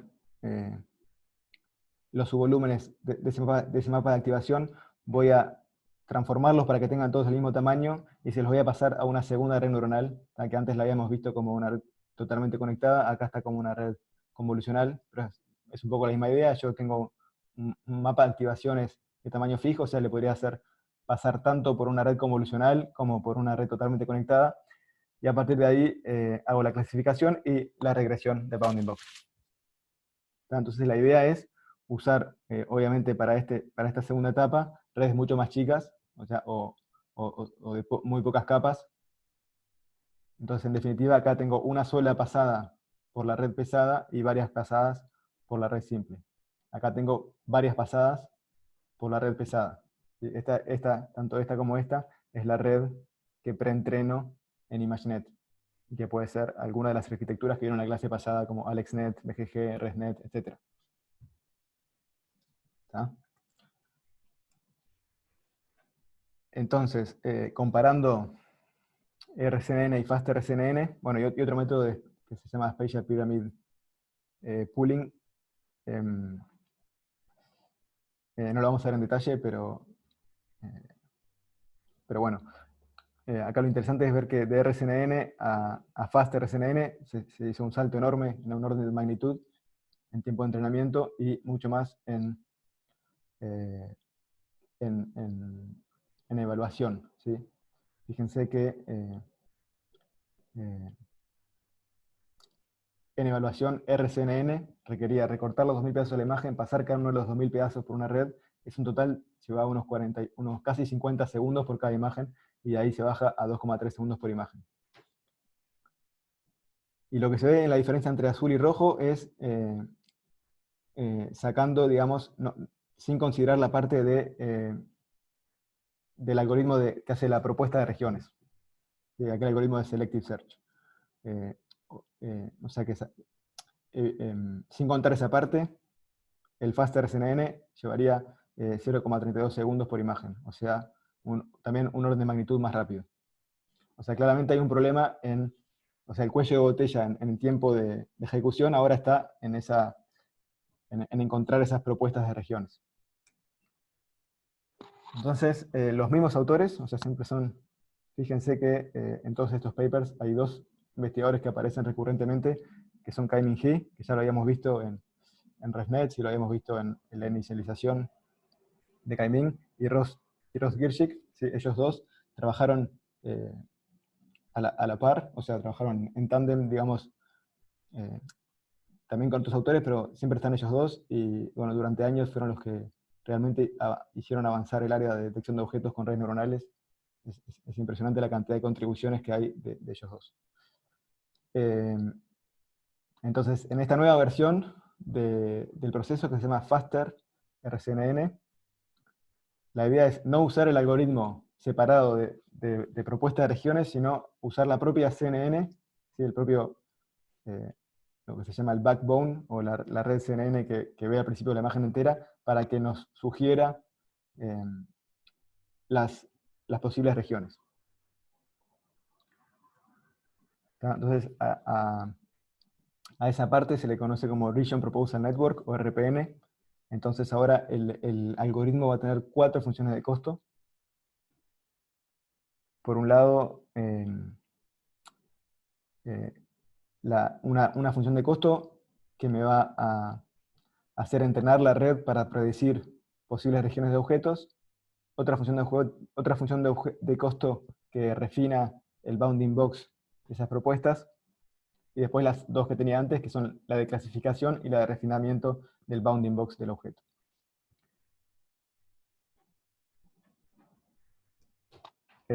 ¿Cómo se entrena la parte de region proposals, o de propuesta de regiones? Bueno, es simplemente con el mismo dataset que me dice dónde están los objetos, simplemente voy a clasificar la imagen entre si hay un objeto o no.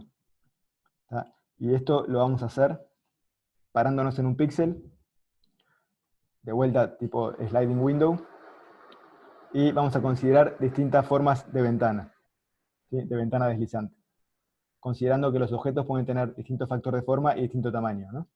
Entonces lo que vamos a hacer es, nos paramos allí, y para cada uno de los factores de forma, si hay intersección suficiente con uno de los objetos anotados, vamos a decir que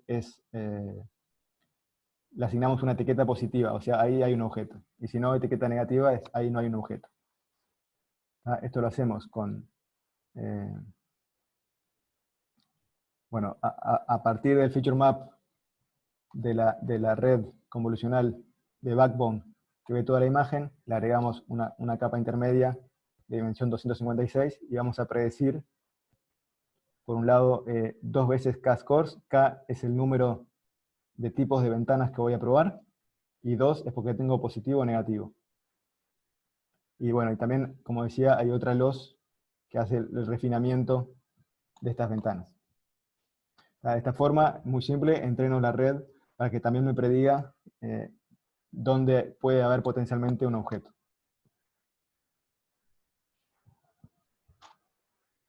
Bueno, entonces, como veíamos antes, cuando ahora yo esta etapa de proposición de regiones la incorporo al proceso entero de la red, es mucho más rápido que el algoritmo anterior, donde un algoritmo separado me daba las posibles regiones. Y bueno, baja, con respecto al primer algoritmo que vimos, RCNN, son 2 órdenes de magnitud que se ganan. Bueno, entonces ahora surge la pregunta, o sea,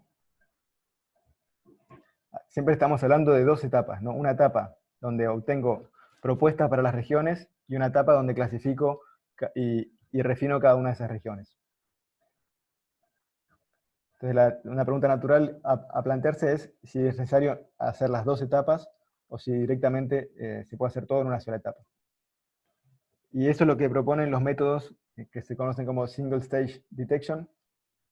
¿Tá? Y acá es donde entra el método YOLO, que mencionamos al principio de la clase, que mencionó Juan. Perdón, acá deberían ir tengo que agregarle a esta slide las referencias. Lo voy a hacer antes de subirla. Pero bueno, en definitiva, acá lo que vamos a hacer es directamente, en vez de pedirle a la red convolucional que para cada una de estas ventanas me diga si hay un objeto o no hay un objeto, directamente le vamos a pedir que nos diga qué objeto hay. Entonces nos paramos en cada píxel, consideramos varias posibles tamaños y formas de ventana y directamente le pedimos que nos prediga qué objeto está ahí. ¿Sí? Esto se hace mirando la intersección con las anotaciones de la imagen, ¿no? Si la ventana que estoy evaluando tiene intersección suficiente, digo, bueno, esto debería ser un gato. Entonces, la salida, en este caso, va a ser el número de clases más una clase para fondo por K, porque K es el número de factores y escalas de la ventana, y 20 por 15 porque voy a hacer esto una vez por... me voy a estar moviendo en una grilla de tamaño 20 por 15, ¿sí? Como hemos visto, luego hacer varias etapas de downsampling, típicamente una imagen de 640 por 480 me quedaría de este tamaño. Obviamente no lo voy a hacer para todos los píxeles, sino que lo hago en una grilla más gruesa de tamaño 20 por 15. Y a la misma vez también predigo el refinamiento de cada una de esas bounding box. ¿Se entiende?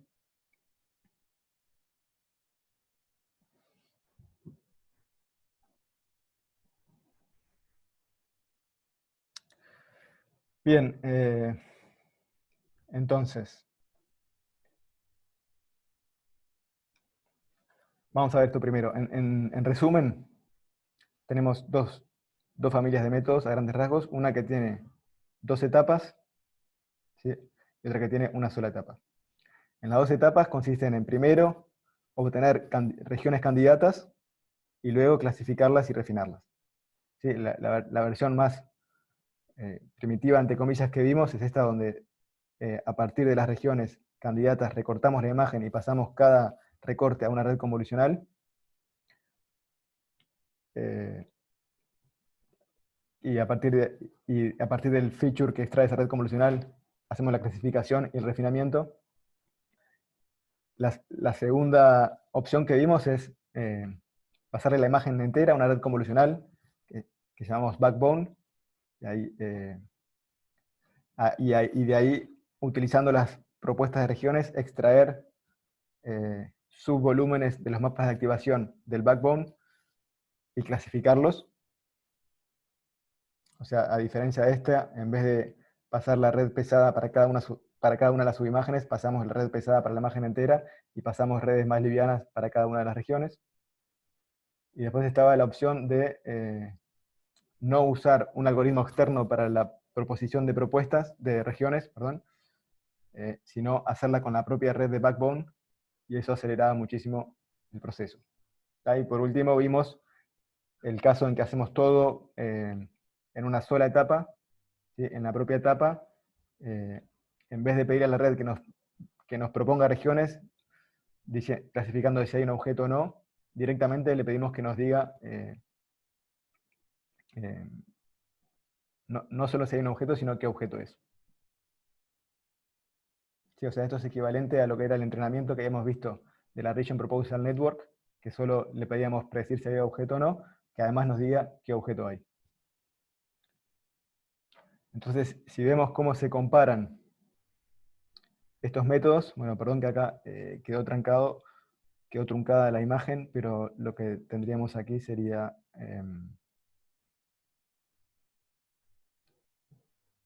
sería el tiempo, el test time, o sea, el tiempo de ejecutar el algoritmo para una imagen de test. Entonces, acá comparamos métodos de single stage, SSD, o sea, single stage detection, métodos que no vimos en detalle,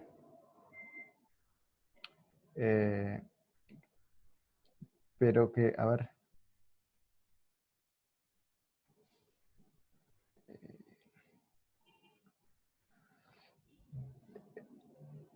este es un método similar al de 2 etapas, pero que utiliza una red que saca una representación jerárquica y lo hace a distintas escalas. Pero bueno, No voy a entrar en detalle, no aporta demasiado, pero es otro método de 2 etapas. Y bueno, el Faster RSNN, que es el método que vimos donde la red predice a la vez las propuestas y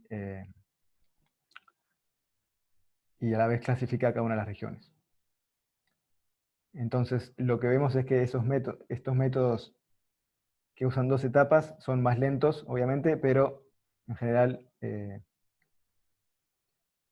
tienen una mejor performance en cuanto a la detección.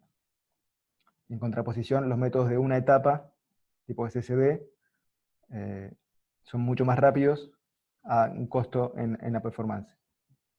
Y fíjense que acá los distintos colores son distintas arquitecturas para el backbone de la red, o sea, la red que ve la imagen entera. Y acá ven algunas de las arquitecturas que vieron en la clase pasada con Guille, tipo Inception, MobileNet, que se mencionó que era una red súper eficiente diseñada para móviles, bueno, ResNet y BGG. Obviamente los tiempos más rápidos se obtienen usando algo tipo MobileNet, y las mejores performances se obtienen usando algo tipo Inception, que es una red grande. Y bueno, esto aparecía en un artículo de 2017 que está muy bueno, donde comparan rigurosamente todos estos métodos, y luego más adelante surgirían otros algoritmos similares como Mask RSNN, que vamos a ver ahora, que es un poco la misma idea, pero utilizando también utilizando otra arquitectura para el backbone, esta RexNext, que creo que la vieron también con Guille. Bueno, lograba subir aún más la performance en detección a un costo bastante razonable y permitiéndole un backbone más grande, o sea, con más cómputo, pagando precio en cuanto al tiempo de inferencia, lograr mejores performances. Bien, y para terminar, entonces nos quedaba el problema de segmentación de instancias. Si esto significa no solo decir dónde están los objetos, sino exactamente qué píxel pertenece a cada objeto. Entonces acá aparece de los mismos autores el método Mask RSNN. ¿Sí? Acá la idea es muy similar. Vamos a tener una etapa donde para las regiones propuestas extraemos un volumen de activaciones, y sobre ese volumen de activaciones lo que vamos a hacer es aplicar un modelo de segmentación como el que vimos al principio de la clase. O sea, es muy similar, solo que en vez de ahora clasificar este volumen entre objeto o fondo, o qué objeto es, se lo voy a pasar a una red que va a hacer la segmentación píxel a píxel.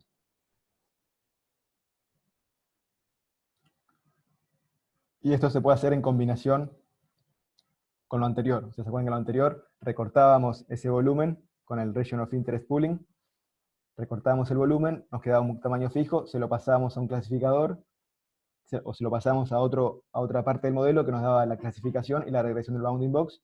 Ahora sacamos una nueva rama y se la pasamos a una red tipo la que vimos de segmentación semántica, que nos va a dar una máscara de qué píxeles pertenecen a cada clase. En el caso de Mask RSNN, lo que se usaba es una máscara binaria para cada una de las 80 clases. Por ejemplo, si tuviéramos 80 clases, acá yo voy a predecir para cada una de las clases dónde está ese objeto, o qué píxeles pertenecerían a ese objeto. A la hora de calcular la función de ajuste, obviamente consideraría solo la máscara de la clase que predije para esa región. ¿Entiendes?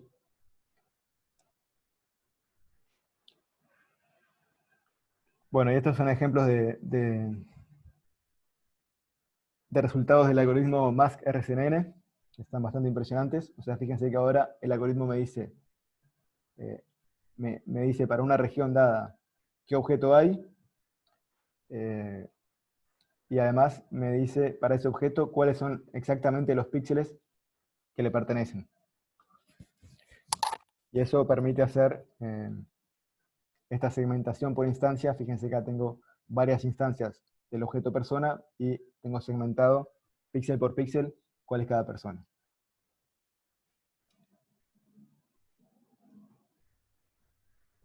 La misma idea proponen en el artículo de Mask RCNN para hacer detección de pose. O sea, la misma idea de siempre es, a partir de recortar un volumen correspondiente a una región, pasárselo a una segunda red, a una segunda etapa, que me haga en este caso, por ejemplo, la detección de pose. ¿Sí? ¿Se acuerdan que la detección de pose lo podíamos ver como un problema de regresión de todas las articulaciones? En el caso de Mask RCNN, esto lo resuelven en realidad no como una regresión, sino como un problema de clasificación donde tienen para cada una de las articulaciones tenemos un mapa binario donde hay uno de los píxeles que está prendido y los demás no. Y eso se puede entrenar con la función de costo de entropía cruzada binaria. O sea, yo quiero ver cuál es la probabilidad que le asignó mi modelo a que, por ejemplo, ¿cómo se dice? El tobillo, ¿no? El tobillo izquierdo esté ahí. ¿Entienden? En definitiva, es la misma idea de siempre. O sea, yo paso la imagen por la red convolucional, tengo mis propuestas de regiones, para esas regiones extraigo mi volumen de features, y sobre ese volumen de features aplico otro modelo que me puede hacer la clasificación, el refinamiento del bounding box, la segmentación semántica, o en este caso la detección de articulaciones. Entonces, entrenando en la base Coco, estos autores lograban demostrar a la vez la segmentación de la instancia y para las personas la ubicación de las articulaciones.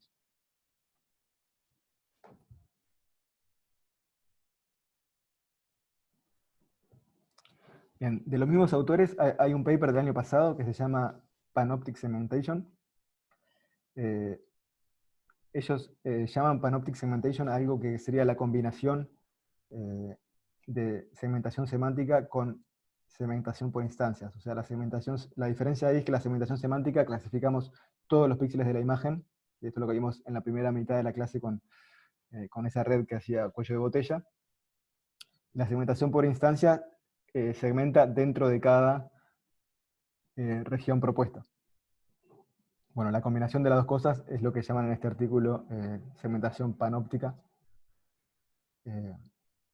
Y bueno, lo menciono por ser un artículo bastante reciente que puede valer la pena chequear si les interesa el tema. Bien, en los entregables no hay problemas de Object Detection, pero si les interesa, les voy a dejar un link a un notebook que se puede correr en Colab de Object Detection, donde se prueban varias de estas ideas, tanto para la detección como para la segmentación semántica, y que fue amablemente puesto en disposición por la gente de la Universidad de la Costa Azul en Francia, que hacen una escuela de verano en Deep Learning, y tienen armado un notebook muy lindo, muy bien armado, de segmentación semántica y detección de objetos. Así que voy a poner el link en los materiales suplementarios de la clase. Bueno, esto es todo por la clase de hoy. Si quieren hacer alguna duda antes de pasar a ver el tema del trabajo final.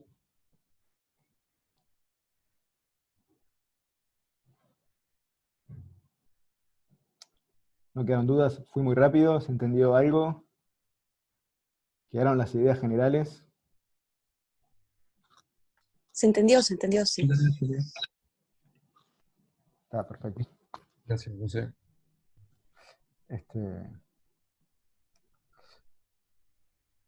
Bueno, entonces vamos a ver, aprovechando que quedan 15 minutos, a ver el tema del trabajo final. ¿Tá? La idea consiste en elegir un artículo, ¿sí? Nosotros le vamos a dar una lista preseleccionada de artículos, de 20 artículos, y si ustedes quieren proponer alguno nuevo, lo pueden hacer también. Pero la idea es que ustedes agarren uno de esos artículos, lo lean, lo entiendan, exploren un poco el problema, de dónde viene, cuál es la motivación del problema, cuáles son las soluciones que existen, qué trata de proponer el artículo, por qué esa sería una buena solución, y qué observaciones le dan los experimentos. Esa es un poco la idea del análisis que estaría bueno hacer. No precisan implementarlo. Obviamente siempre está la opción de ver si hay código disponible en línea y probarlo. No es obligatorio, pero si lo quieren hacer, en general estos artículos sí tienen código disponible y a veces no es tan complicado hacerlo funcionar. Bien, y esto entonces, ustedes, la idea es que después de haberlo leído y entendido y entendido estos aspectos, preparen una pequeña presentación con algunas slides, ¿sí? Entonces en la presentación oral nos expliquen un poco de esta idea del paper, cuál es, como decía antes, la motivación, el problema que van a resolver, por qué las soluciones que había hasta el momento eran limitadas y cómo ellos proponen, eh, mejorar los problemas que existieran. Y bueno, y al final nosotros les haremos algunas preguntas, ¿sí? La idea es que en total dure más o menos unos 12 minutos, o sea que no tiene que ser muy extensa la presentación. La fecha de los orales va a ser el 17 de diciembre, y les pedimos que de la lista de artículos, yo voy a armar una encuesta en el EVA para que ustedes seleccionen los artículos. Les pedimos que lo hagan antes del 8 de diciembre, así podemos organizar la agenda para el día de los orales. Y la idea es que va a haber 2 cuartos en paralelo, con 2 docentes en cada cuarto. Ahora vamos a ver la lista en detalle de los artículos. Y tal como decía antes, ustedes, si están trabajando en algún tema que les interese, pueden sugerirnos también un artículo que ustedes quieran presentar porque les gusta el tema o porque se sienten más cómodos. Bueno, nos hacen llegar el artículo y vemos si es razonable. A esto le pedimos que si van a elegir un paper ustedes, que lo hagan antes del 1 de diciembre, así nos da el tiempo de revisarlo y ver que sea adecuado. Bueno, antes de ir a la lista de papers, puse el calendario acá para repasar dónde estamos. Estamos aquí, en la clase 12.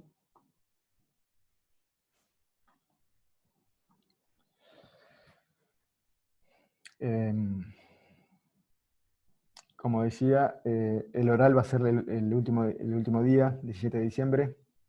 Estaría bueno o les pedimos que elijan sus papers antes del 8 de diciembre.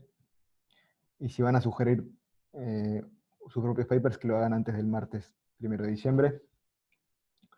Bien. Recuerden que la fecha de entrega del entregable 2 es el 17 de noviembre. ¿Sí? Todavía quedan unos días, pero no se olviden que es bastante largo el entregable, o sea que les recomiendo, si no empezaron, empezar ya mismo. Y el 8 de diciembre, acuérdense que vamos a tener el examen de 1 hora, donde vamos a evaluar sobre todo los conceptos que se vieron, los conceptos más básicos que se vieron en el curso y sobre todo en los entregables. Eso va a ser presencial, ¿no? Bueno, eso depende si podemos conseguir un salón suficientemente grande y cómo esté la situación. Todavía no lo tenemos definido. Ahí, disculpen, les pido un poco de paciencia para definir eso. Nos encantaría hacerlo presencial para verlos por lo menos una vez en persona, pero depende de otras cosas que todavía no están del todo determinadas. En cuanto podamos, lo vamos a confirmar. José, una pregunta. ¿Van a colgar alguna prueba de ejemplo como para tener una idea del alcance?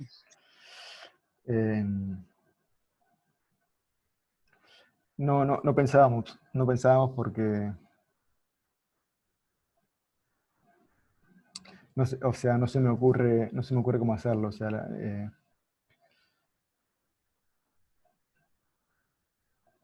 pero van a hacer preguntas sobre cosas bien fundamentales del curso. Sí. O sea, si hicieron los entregables y más o menos siguieron las clases, no van a tener problemas.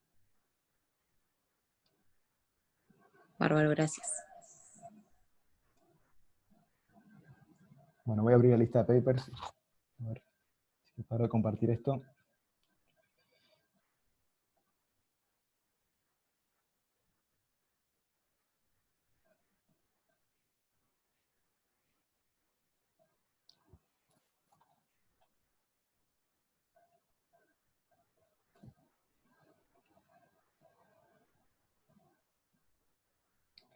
Bien. Entonces, armamos una lista de 20 papers preseleccionados.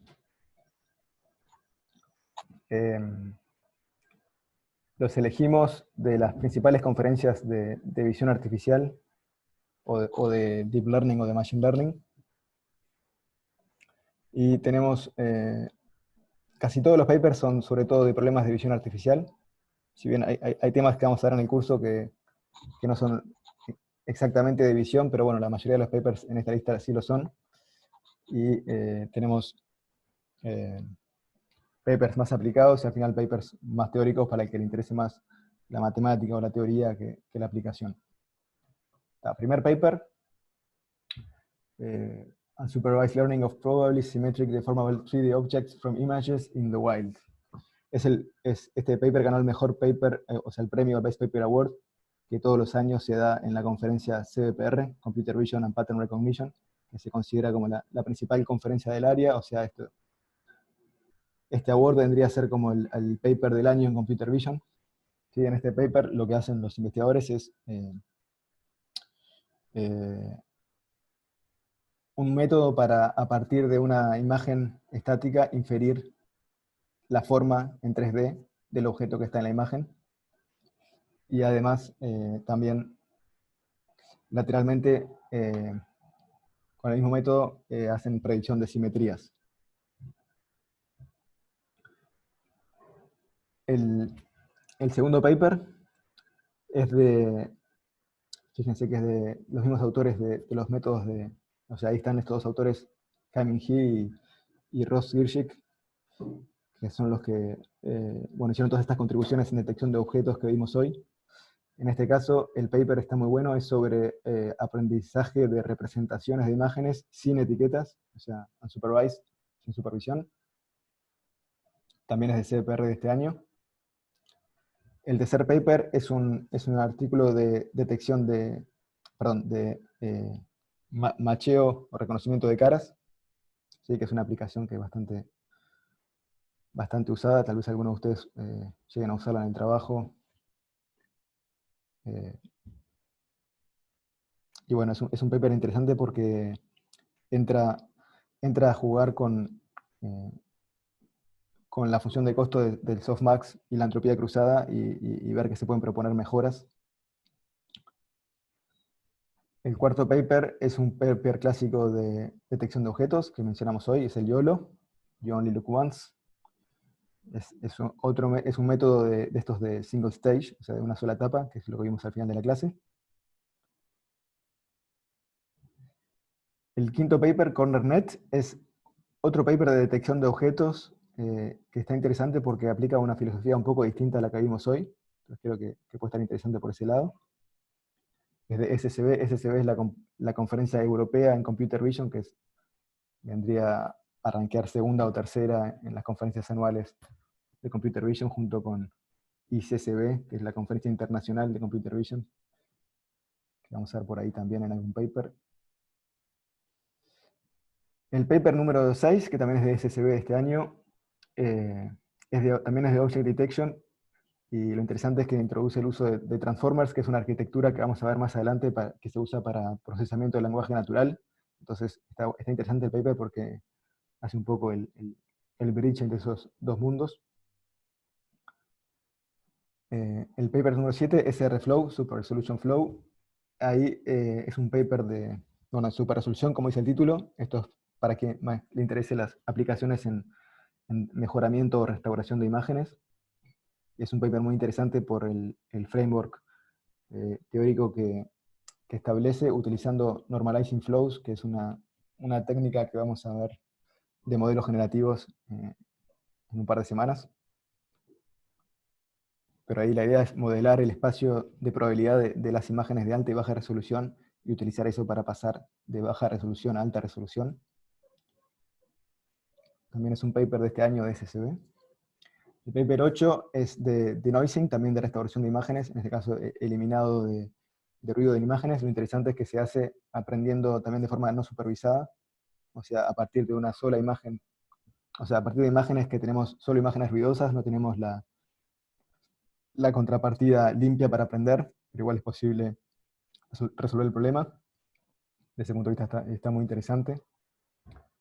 El paper número 9 es el paper que ganó Best Paper Award en SSB de este año. Es un paper de busca resolver el problema de optical flow, que lo habíamos visto en las primeras clases. El problema de optical flow es si yo tengo dos frames consecutivos o dos imágenes consecutivas, es tratar de predecir cómo se movieron cada uno de los píxeles de la imagen. El paper 10 es otro paper de CPR de este año que recibió una mención honorable, o sea, quedó como finalista para el Best Paper Award. O sea, también es otro sello de calidad, digamos, de alguna manera. Y tiene que ver con detección de pose y también de pues, lo que sería shape, o sea, la forma de personas en imágenes. El paper 11 es de perturbaciones adversarias. Esto lo vamos a ver en pocas clases. Es un paper clásico de este tema. Acá la idea es tratar de engañar a una red neuronal haciendo pequeñas perturbaciones a la imagen para que la red clasifique mal. Y bueno, es un paper clásico en ese tema que está muy bien hecho. El paper número 12 de CPR 2018 extiende esta idea a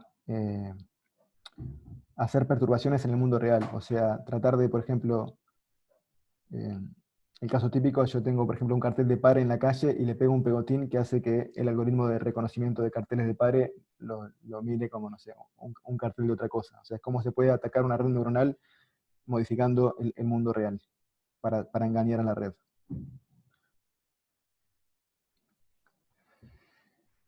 Bien, el paper 13 es SynGAN, es aprender un modelo generativo a partir de una sola imagen. O sea, cuando veamos modelos generativos y GANs va a quedar más claro qué es, pero la idea de las GANs es modelar la distribución de probabilidad de las imágenes para generar nuevas imágenes que siguen esa distribución pero que no existen.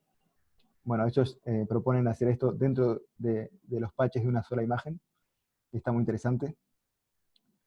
Ganó el Best Paper Award en ICCB, que es la Conferencia Internacional de Computer Vision que mencionaba antes, del año pasado. El paper 14 también es un paper de GANs, que dio mucho que hablar cuando salió en 2018. Es el paper que permitió hacer estas imágenes de caras que no existen de muy alta resolución. Bueno, el enfoque que hacen está bastante interesante. El paper 15 es un paper de este año, de GANs también, de los mismos autores, son investigadores de NVIDIA, desde CPR de este año, y lo que proponen es modificaciones a una arquitectura de GAN que se llama StyleGAN, que también es una de las más performantes en cuanto a generación de imágenes falsas en alta resolución. El paper 16 es de otro modelo generativo que vamos a ver también en las clases de modelos generativos, que es el Variational Autoencoder. Es un modelo probabilístico que usa un autoencoder. Este es un paper muy reciente de NeurIPS, que es como una de las principales conferencias de Machine Learning de este año. El paper 17 es un paper de GANs también, pero más teórico, ¿sí? Donde se proponen las redes generativas adversarias de Wasserstein. Está bueno para ver, igual es bastante aplicado, está en el medio entre teórico y aplicado. Está bueno para ver los problemas que tienen en general este tipo de redes generativas, con un poco de análisis matemático que está muy elegante. Para el que le guste más la parte matemática está recomendable. El paper 18 es sobre generalización, también es un paper clásico de ICLR, que es la Conferencia Internacional en Aprendizaje de Representaciones. International Conference on Learning Representations es la conferencia principal en aprendizaje profundo. Y bueno, ahí plantean un poco el problema de entender por qué las redes neuronales generalizan tan bien. Si bien es un paper que ya tiene sus años, comparado a los demás, no quiere decir nada, pero es un paper fundamental en ese sentido para el que le interese el misterio de la generalización.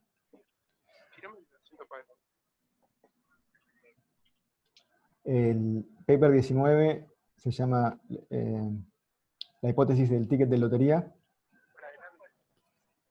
es muy interesante desde el punto de vista también de entender qué está pasando en las redes neuronales. Es un paper de Neurips de 2018 y bueno, está muy interesante. Tampoco es 100% teórico, pero tampoco es 100% aplicado. Y finalmente hay un paper de aprendizaje profundo bayesiano que es bastante fundamental también para ese tema, que lo vamos a ver más adelante. ¿Qué tipo de incertidumbres nos gustaría modelar con aprendizaje profundo? Esto tiene que ver con el tema de lograr hacer un modelo que nos diga, además de predecir la respuesta correcta, que nos diga con qué tanta confianza o con qué tanta incertidumbre el modelo propone que la respuesta sea tal, y este paper analiza un poco de dónde vienen las fuentes de posible incertidumbre. Para el que tenga un perfil más estadístico y le interesen los métodos bayesianos, es un paper excelente. Bien, eso es entonces un poco por arriba los 20 papers que preseleccionamos. Son todos bastante recientes y de conferencias importantes. La idea, nos propusimos que cubrieran más o menos aspectos fundamentales del curso, yendo de lo más aplicado a lo más teórico. Y como decía antes, si ustedes tienen papers que les interesa por alguna razón, en los que les interesa por alguna razón trabajar, también es válido que lo propongan y lo vemos juntos. Bien, ¿alguna duda? Sí, José. Sí. Yo digo nomás, somos más de 40, ¿no? Porque Sí, se van a repetir, sí, no hay problema que capaz. se repitan. Sí. Ah, está. La idea, Eso. bueno, buen punto, porque la idea, como con los entregables, la idea es que el trabajo sea individual, ¿no?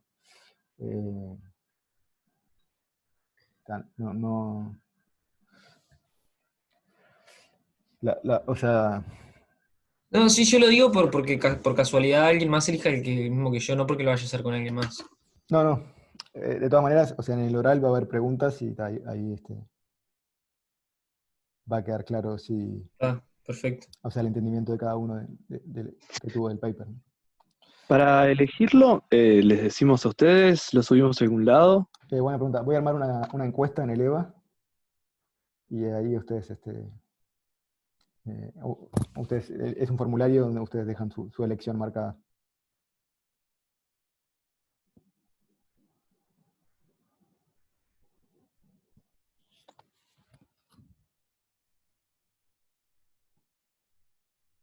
Bueno, si tienen preguntas de la clase de hoy también, no se queden con preguntas, por favor. Voy a parar la grabación. José, me tengo que bajar.